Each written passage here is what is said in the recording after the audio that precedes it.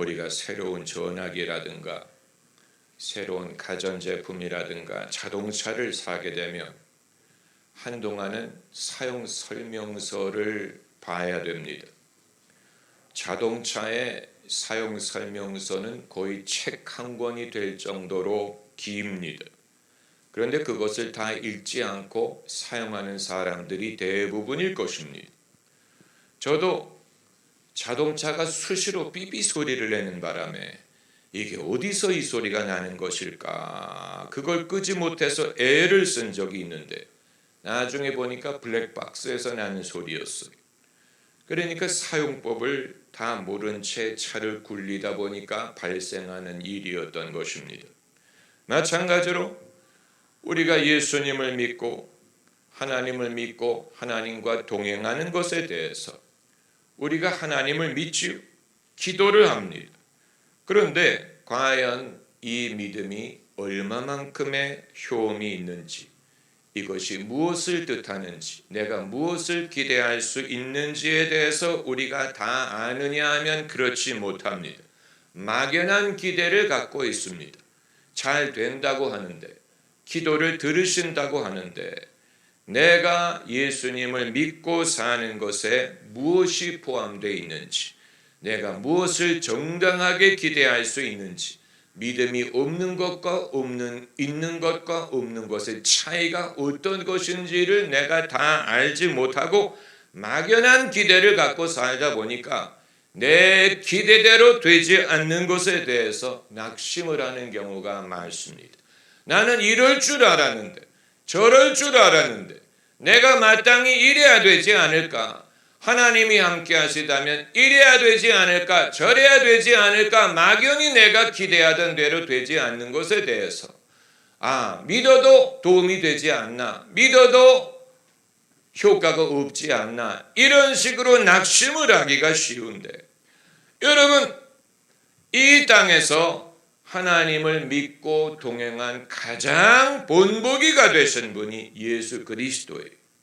그러므로 우리가 예수님을 닮기 원하는 것은 예수님의 인격, 예수님의 성품, 예수님의 됨됨이만을 보고 배우려는 게 아니고, 예수님은 어떻게 믿음으로 사셨고 예수님은 어떻게 하나님과 동행하셨는지를 예수님을 통해 배우기를 원하는 것입니다.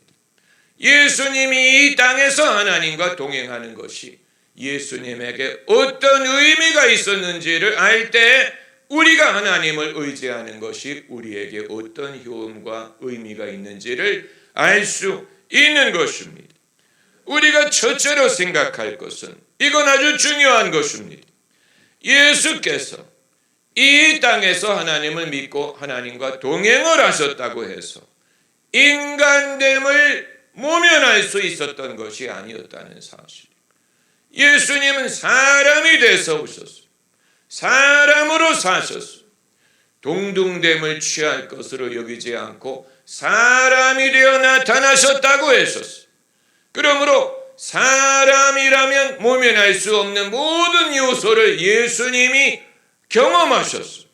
우리처럼 배가 고프셨고, 우리처럼 목이 마르셨고, 우리처럼 피곤할 때가 있으셨고, 우리처럼 예수님도 애정에 목말라 하셨고, 우리가 감정이 있는 것처럼 예수님에게 감정이 있었고, 예수님은 때로 화를 내실 때가 있었고 기뻐하실 때가 있었고, 사람과 같이 식사하는 것을 좋아하시고 대화하는 것을 좋아하시고, 누가 예수님에게 욕을 하면 예수님이 언짢아 하셨고, 누가 예수님을 때리면 아프셨어요. 누가 창으로 옆구리를 찌르면 물과 피가 흘러나왔어요. 누가 예수님을 십자가에 매달았더니 돌아가셨어요. 예수께서 이 땅에서 하나님을 알고 하나님과 동행을 하셨다고 해서 인간이 아닌 신령처럼 사신 게 아니에요. 신선처럼 사신 게 아니에요. 우리와 같이 사셨어요. 그것을 외면하지 않았고 모면하지 않았고 부인하지 않았고 건너뛰지 않았어요. 그럼 예수님의 기적은 어떻게 이해해야 됩니까? 그건 예수님의 믿음으로 행하신 거예요. 성령의 능력으로 행하신 거예요. 하나님의 나라를 위해 행하신 것입니다. 공생애를 시작하시기 전에 이적을 행하셨다는 기록이 없는 것을 보면 예수님이 태어났을 때부터 기적을 행한 것이 아니었어요. 그렇기 때문에 우리가 예수님을 알기 원하는 것은 예수님의 됨됨이, 성품, 가치, 교훈 이런 것을 아는 것뿐만이 아니고 도대체 하나님의 아들이 이 땅에서 하나님을 믿고 믿음으로 산다는 것이 무엇을 뜻하는 것인지를 배울 수 있다면 그것을 우리에게도 적용할 수 있을 것이요. 믿음에 대한 올바른 이해 그리고 믿음에 대한 오해를 피할 수 있을 것입니다. 그러므로 두 번째는 예수님이 하나님의 아들이라는 지위를 사용해서 사람이라면 겪어야 할 일을 피하려고 하지 않으셨다는 사실이 하나님의 아들이라고 해서 사람이라면 겪어야 할 일을 예수님은 모면하려고 하지 않으셨습니다. 새치기를 하지 않았어요. 여러분 우리가 극장에 들어갈 때 레스토랑에 들어갈 때 버스를 탈 때 지하철을 탈 때 줄을 서지요. 사람이라면 줄을 서야 됩니다. 예수님이 이 땅에 오셨다면 예수님도 줄을 서셨을 것입니다. 하나님의 아들이라고 해서 그 줄을 건너뛸 수 있는 게 아니었어요. 새치기를 하려고 하지 않았습니다. 우리가 왜 우리의 믿음에 대해서 의구심을 갖습니까? 새치기가 가능하다고 생각하기. 하나님이 나와 함께 하신다면 이 줄을 건너뛰게 해줘야 되지 않느냐? 나에게 이 귀찮은 것을 모면하게 해줘야 되지 않느냐? 아니에요. 그런 식으로 생각하는 것은 시험에 드는 것입니다. 마귀가 예수님을 시험한 게 바로 그거예요. 예수님이 40일 금식을 하고 배가 고프실 때 마귀가 나타나서 뭐라고 말했냐면 당신이 하나님의 아들이라면 이 돌을 떡으로 만들어라. 예수님에게 강력한 시험이었어요. 배가 고프셨기 때문에. 그리고 하나님의 아들이라는 것이 당신의 필요를 해결하는 데 있어서 어떤 의미일지 예수님도 생각을 할 필요가 있었기 때문에 마귀가 선수를 친 것입니다. 당신이 하나님의 아들이라면, 당신이 하나님이라면, 당신이 이런 존재라면, 당신에게 이런 권세가 있다면 이럴 때 사용해야 되지 않느냐? 당신 배고프지 않느냐? 곤고하지 않느냐? 그 능력을 갖다 뭐 하겠느냐? 돌을 떡으로 만들면 좋지 아니하냐? 여기에 무서운 시험이 있었던 것입니다. 예수님이 그 시험을 거절하셨죠. 당신이 배가 안 고파서가 아니에요. 당신이 하나님의 아들이 아니어서가 아니에요. 배도 고프고 하나님의 아들이 맞아요. 그러나 그 방법은 새치기를 하는 거예요. 그거 하라고 하나님이 이 땅에 오게 하신 것이 아닙니다. 너 배고플 때 돌을 떡으로 만들어라. 이거 하라고 하나님이 보낸 것이 아니었기 때문에 만일 예수님이 그 새치기를 하셨다면 인간됨을 부인하는 것이 되는 것이, 우리와 똑같이 시험당하는 것을 부인하는 것이, VIP 대접을 받으려고 하는 것이, 그러셨다면 예수님은 우리를 대신할 수 없었을 것입니다. 우리를 대신하여 십자가에 달려 돌아가실 수 없었을 것입니다. 우리를 대신하기 위해서는 우리와 같이 되실 필요가 있었기 때문에, 그러므로 남들이 세례 요한에게 세례 받을 때 예수님도 세례 받으셨어요. 남들이 태어나서 8일 만에 할례 받을 때 예수님도 할례 받으셨어요. 남들이 성전세를 낼 때 예수님도 성전세를 내셨어요. 사람이 배척을 받고 의심을 받고 핍박을 받을 때 예수님도 그걸 모면하지 않고 다 당하셨습니다. 예수님이 시장에서 무화과 나무를 멀리서 보시고 열매가 있는가 해서 가셨을 때 가봤더니 무화과 나무가 없었다고 했어요. 아무리 하나님의 아들이라도 무화과 나무가 시즌이 아닌데 무화과를 내드리지 않았어요? 여러분, 이것이 우리에게 시사하는 것이 있습니다. 하나님을 알고 하나님을 믿고 하나님의 능력이 우리 삶에 나타날 줄 믿는다고 해서 그것이 사람이라면 겪어야 하는 것을 건너뛰게 하는 것이 아니라는 사실, 우리가 힘들어하는 많은 시련이 그런 것입니다. 사람이기 때문에 겪는 것입니다. 사람이라면 다 겪는 것입니다. 세상에 있는 너희 형제들이 동일한 고난을 당하는 줄을 알미니라. 그 말은 나도 그와 같은 사람이라는 얘기예요. 사람이라면, 이 땅에 사는 형제라면 다 동일하게 받는 고난이 있고 나라고 예외가 있는 것이 아니기 때문에 다 감당할 만한 시험을 허락하시긴 것이기 때문에 내가 조금만 참을 수 있다면, 내가 조금만 인내할 수 있다면, 조금만 온유할 수 있다면 견디고 지나가는데, 내가 그걸 견디지 못하기 때문에 하나님이 무슨 소용이야, 믿음이 무슨 소용이야, 내가 믿음의 사람이라면 돌을 떡으로 만들어야 되지 않을까. 결국은 그 생각이 누구에게서 오는 것입니까? 마귀에게서 오는 거예요. 네가 하나님의 사람이면, 믿음의 사람이면, 하나님이 함께 하신다고 믿는다면 당연히 이런 상황에서 돌을 떡으로 만들어야 될 것이 아니냐. 아닌 걸 보니까 너의 믿음이 소용이 없구나. 마귀의 입에서 나오는 말이에요. 우리가 예수님이 이 땅에서 어떻게 믿음으로 살고 하나님과 동행했는지를 알지 못하기 때문에 예수님보다 나아지려고 하는 거예요. 예수님보다 더 나은 대접을 받으려고 하는 거예요. 예수님은 하지 않았던 일을 나는 할 수 있으리라고 생각을 하는 것인데, 예수님 닮기를 원한다면, 예수님에게서 배우기를 원한다면 예수님이 말씀하신 게 그게 아닙니까? 내게서 배우라. Learn from me. 내게서 배우라. 예수님이 하신 말씀이 내게서 배우라. 나는 마음이 온유하고 겸손하니 내게서 배우라. 내 멍에를 지고 내게서 배우라.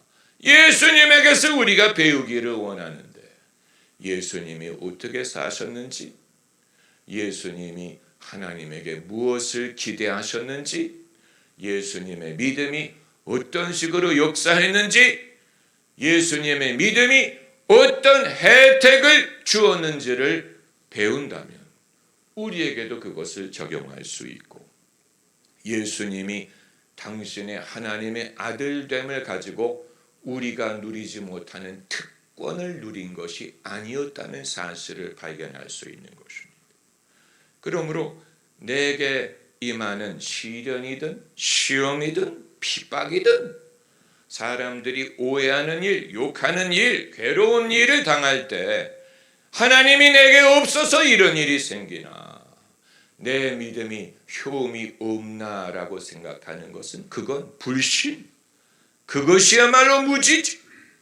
예수님도 그것을 모면하지 않았어요. 예수님도 그것을 겪으셨어요. 여러분, 성전세를 내기 위해 예수께서 동전을 입에 물고 있는 고기를 낫게 해서더라도 기적은 기적이지요.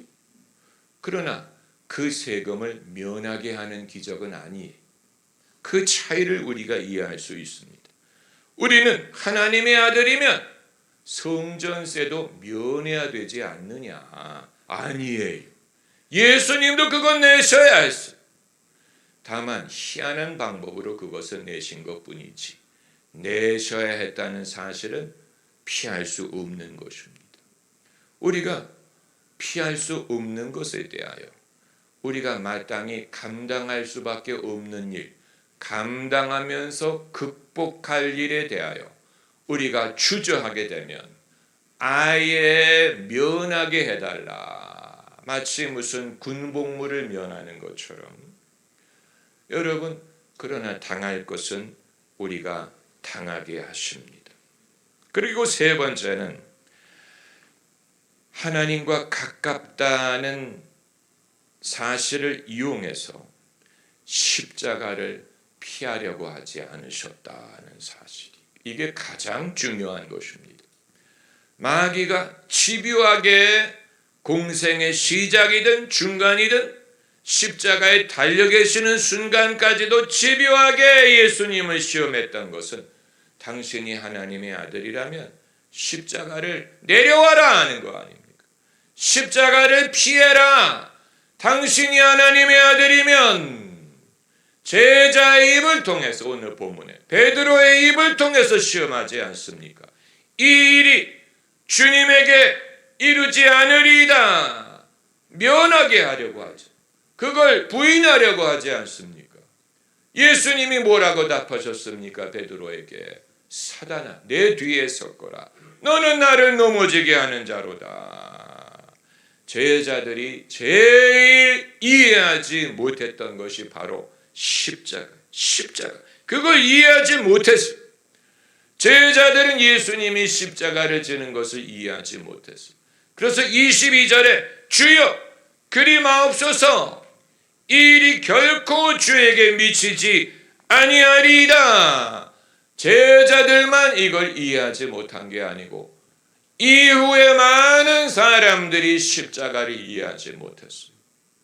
하나님의 아들이 왜 그렇게 연약하게 돌아가셨대? 하나님의 아들이라면 능력으로 세상을 구원하지 왜 십자가에 돌아가셨대? 왜 그렇게 낮아지셨대? 유대인에게는 넘어지는 것이요 헬라인에게는 미련한 것이었다. 많은 사람들이 예수님의 십자가를 이해하지 못했어요. 어떻게 그럴 수 있느냐? 그래서 넘어졌다, 걸린다, offense. 그것 때문에 넘어졌다는 얘기. 사람들이 그것 때문에 믿기를 거부했다는 얘기. 오늘날 우리가 씨름하는 것도 마찬가지. 하나님이 나와 함께 하신다면 왜 내가 이런 시련을 면하게 해주지 않을까? 하나님이 나와 함께 계시다면 왜 나는 물 위를 걸어다니듯 인생을 살지 않을까? 그러지 못하는 걸 보니 하나님이 없는가 봐. 믿음이 별 소용이 없는가 봐. 여러분, 익숙한 목소리 아니에요? 우리 모두가 듣는 목소리. 우리 모두가 열심히 믿으려고 하다가 열심히 믿으려고 할수록 이런 목소리가 들릴 것입니다. 내가 이렇게 열심히 믿는데, 내가 능력도 경험했고 성령도 알고 이런 것도 경험했는데, 그러나 여전히 나는 사람이네. 여전히 나는 사람이 겪을 일을 면할 수가 없네. 그렇다면 내 믿음이 소용이 없나 봐. 하나님이 별로 소용이 없나 봐. 여러분, 그 목소리는 불신의 목소리, 결국은 마귀의 목소리. 베드로의 입을 통해 마귀가 예수님을 시험한 것과 마찬가지. 여러분, 예수님이 물 위를 걸으신 것 맞아요. 그러나 단 한 번 걸으신 것. 나머지는 배를 타고 바다를 건너셨어요. 그 차이를, 예수님이 물 위를 한 번 걸으셨다고, 그러면 예수님에게는 배가 필요 없어. 그냥 물 위를 걸으면 돼. 아니에. 물 위를 걸으실 때가 있어서나 그건 특별한 경우 필요했기 때문이고, 그 나머지는 예수님도 우리와 같이 배를 타고 물 위를 건너셨습니다. 예수님이 오병이어로 5,000명을 먹이신 게 맞아요. 그러면 식사할 때마다 그렇게 하셨느냐? 천만의 말씀, 천만의 말씀. 어쩌다가 당신의 영광을 드러내기 위해 그렇게 하실 때가 있었지만 평소에는 남들처럼 음식을 사서 드셔야 했어요. 돈이 없으면 배가 고프셨어요. 예수님도 거기에서 예외가 없어요. 예수님이 나귀 타고 예루살렘에 들어가셨죠. 맞아요. 남의 나귀를 빌려 타고 예루살렘에 들어가셨어요. 그렇다고 늘 남의 나귀를 타고 다니셨느냐? 아니에요. 걸어 다니셨어요. 그 이외의 경우에는 예수님도 남처럼 당신의 발로 걸어 다니셨습니다. 여러분, 여기에서 예수님의 겸손함을 발견하는, 하나님의 아들이라고 해서 VIP 대접을 요구하지 않죠. 남들이 걸으면 나도 걸어. 남들이 세례 받으면 나도 세례 받아. 남들이 세금을 내면 나도 세금을 내. 남들이 피곤한 것처럼 나도 피곤해. 남들이 자는 것처럼 나도 잘 때가 있어. 남들이 목마른 것처럼 나도 목말라. 예수님이 십자가상에서 목마르다. 그 말은 목마르기 때문에 하신 말씀. 하나님의 아들이 왜 목이 말라요? 사람으로 오셨기 때문에, 우리와 같이 되셨기 때문에. 그렇다면 우리의 목마름을 우리가 이상하게 여기면, 나의 피곤함, 괴로움, 속상함, 곤고함, 연약함 이상하게 여기면 안 돼. 그건 인간이라는 징구. 예수님도 그것을 면하지 않으셨어요. 그렇다고 늘 배만 고프고 목만 마르고 괴로우니 아니지요? 그렇지 않습니다. 오늘 이 말씀을 제가 준비하면서 염려했던 것은, 자칫하면 목사님, 그렇다면 믿어서 뭐해요? 믿어서 무슨 유익이 있다는 말입니까? 라고 생각을 하실까 봐 제가 염려를 하고, 만일 이게 철학을 가르치는 것처럼 들리지 않을까. 그렇기 때문에 오늘 본문을 우리가 자세히 읽어야 됩니다. 예수님이 뭐라고 말씀하셨어요? 21절에 자기가 예루살렘에 올라가 장로들과 대제사장들과 서기관들에게 많은 고난을 받고 죽임을 당하고, 그리고 끝난 게 아니고 그 다음 절을 읽어요. 제3일 만에 살아날 것은 제자들에게 비로소 가르치시니, 제자들이 이 말을 못 들은 것 같아요. 못 들으니까 만류했겠지. 첫 구절만 듣고 당황했던 것 같아요. 그러면 안 됩니다. 그래야 하면 안 됩니다. 이 말은 부활하면 안 됩니다라는 말을 한 건 아니고, 그렇죠. 다시 살아나리라 했는데, 주여 그러면 안 돼요. 그건 아니잖아. 그러니까 주님이 한 1000마디만 듣고 반응하고, 죽으리라, 십자가에 죽으리라, 죽임을 당한 이 말만 듣고 주님 그러면 안 돼. 주님 이런 일이 미치면 안 돼. 끝까지 들어야지. 끝까지. 그렇게 하고 제3일에 살아나리라. 우리가 주님을 믿어 얻는 혜택이 바로 여기에 있어요. 남들처럼 우리가 살죠. 남들처럼 세금도 내고 이런 것도 하고 저런 것도 하고, 남이 겪는 괴로움을 우리도 겪고, 우리가 예외가 없는 것 같은데, 그럼 믿고 안 믿고 무슨 차이가 있다는 말이냐? 엄청난 차이가 있어요. 바로 이 부분에서 예수님도 당신이 십자가를 지시고 부활을 누리신 것처럼 우리에게도 그렇게 역사하십니다. 내가 예수님을 믿어 도대체 어떤 혜택이 있다는 말이냐? 이건 우리도 십자가를 져보면 경험하게 될 거예요. 그 이후에 하나님이 허락하시는 영광이 있다는 것을. 할렐루야. 그러나 이건 겪어보기 전에는 몰라요.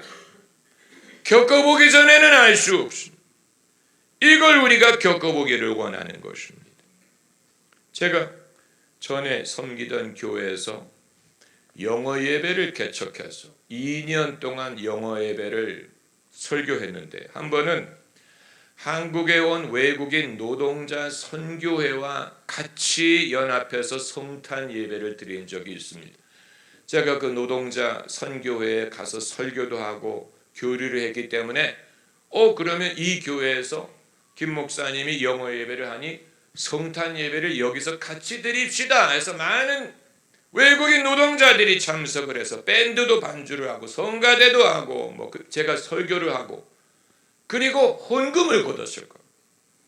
그런데 그 노동자 선교회에서 그 헌금을 자기들이 가져가고 싶다는, 그 당연한 것처럼 보이지 않습니까? 왜냐하면 그들이 주리가 되어서 헌금을 한 거기 때문에 헌금을 가져가야 되겠다. 그래서 제가 허락을 했지요. 그런데 그날 저녁에 담임 목사님이 저를 불러서 치리감이라고 말씀하시고, 교회 헌금을 다른 데 빼돌리는 것은 치리감이다. 저는 화가 여기까지 났어요. 나는 수고를 많이 했는데, 어려운 집회를 주최하고 은혜롭게 예배를 드리고 잘 된 것 같았는데, 그러나 제가 실수한 면이 있었던 그 부분을 목사님과 상의하지 않고 임의로 헌금 가져가라고 허락을 한 거예요. 이거 어떻게 할까?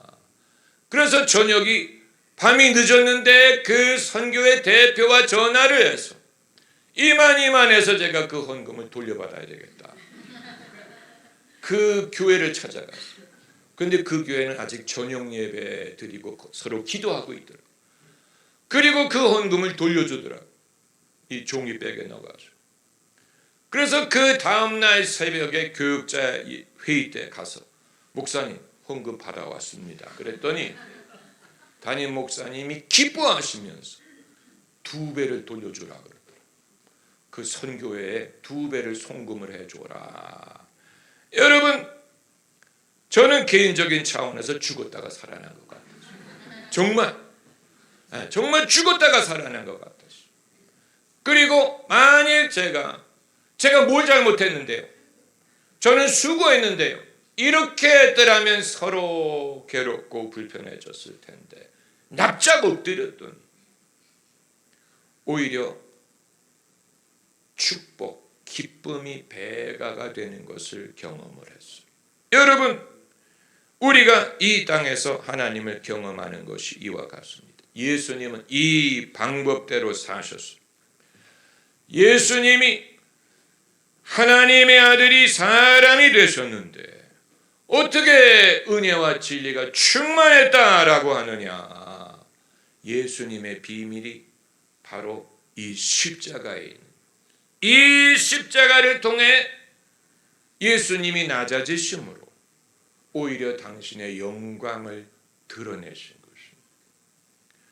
하나님이 이 방식으로 예수님을 신원하신 것, 내 아들이니 내가 그로 인하여 기뻐한다. 십자가를 통해 그것을 증거하신 것입니다. 우리도 마찬가지. 우리가 우리의 십자가를 건너뛸 수 없는 이유가 여기에 있습니다. 십자가의 비밀이 곧 하나님이 함께 하시는 비밀이 되는 것입니다. 할렐루야.